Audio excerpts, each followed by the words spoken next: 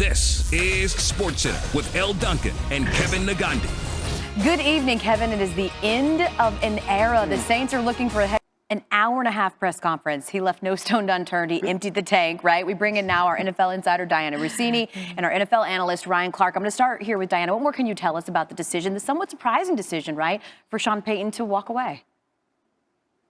Yeah, I suppose It does bear mentioning, Diana, to that point. He signed an extension in 2019. He still has 3 years left on his deal with the Saints. So they would maintain his rights if he does decide he wants to return to coaching, and they would require compensation if he wants to depart and go to another team. But as of now, Ryan Clark, how does his departure impact the Saints? He made them relevant. It's the truth, right? That's what they were synonymous with. Very quickly, the desirability of that there are now 9 head coaching vacancies in the NFL. The desirability of this job in New Orleans. So whoever thinks that the job in New Orleans is desirable was also on the elevator with Shallow Hal when he was hypnotized by the big dude. Okay. Because I'm just saying, okay. Ryan Clark, he's coming back as well, and I'm sure he's going to have something else to say. Nick Friedel, who's giving us the Brooklyn Nets perspective of this matchup tonight. Nick, with no Durant, part-time Kyrie Irving, how is the team adjusting to this being the James Harden show?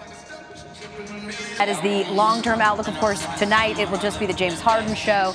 Looking for a bounce back from one of his worst offensive performances of the season on Sunday. Nick Friedel with the latest ahead of a big one between the Lakers and Nets in Brooklyn tonight.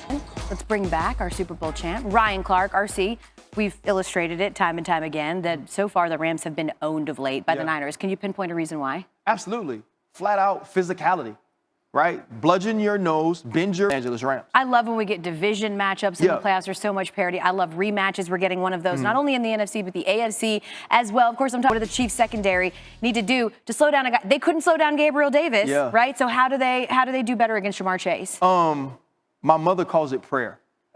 You know, that's when that's what's crazy on the Kansas City Chiefs last game, and it was because of Steve Spagnuolo's scheme that has to change, or I expect more of the same from the Bengals and Jamar Chase. So I love that. So basically, we're advocating that in Missouri, at the end of church, when the deacon's doing some of his, he's asking for prayer warriors. Oh, prayer warriors. Yeah, for the altar prayer calls. warriors. Yeah, the altar calls. You're asking for them to pray for the Chiefs secondary. That sounds like a great You know what? plan. And they seemed to be praying last week because every time Gabriel Davis shook them, they were on their face. Looked like they were sitting in front of the altar.